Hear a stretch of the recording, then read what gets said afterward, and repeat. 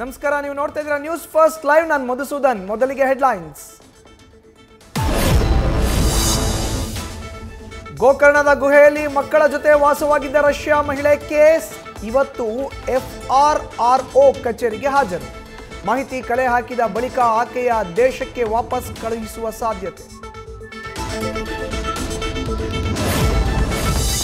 ಇವತ್ತು ಲೋಕಾರ್ಪಣೆಯಾಗಲಿದೆ ಶರಾವತಿಯ ಕೇಬಲ್ ಸೇತುವೆ. ಸಿಗಂದೂರು ಚೌಡೇಶ್ವರಿಗೆ ಹೋಗಲು ಇನ್ಮೇಲೆ ಸೇತುವೆ ಮಾರ್ಗ.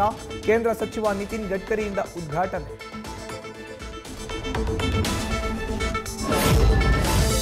ಕಾಂಗ್ರೆಸ್ನ 55 ಶಾಸಕರಿಗೆ ಬಿಜೆಪಿ ಗಾಳ ಹಾಕಿದೆ ಅನ್ನೋ ಚರ್ಚೆ. ಆಪರೇಷನ್ ಕಮಲದ ಬಗ್ಗೆ ಅಲರ್ಟ್ ಆದ ಸಿಎಂ ಸಿದ್ದರಾಮಯ್ಯ. ರಾಜ್ಯ ಗುಪ್ತಚರ ಇಲಾಖೆಗೆ ವರದಿ ಕೇಳಿರುವ ಮುಖ್ಯಮಂತ್ರಿ.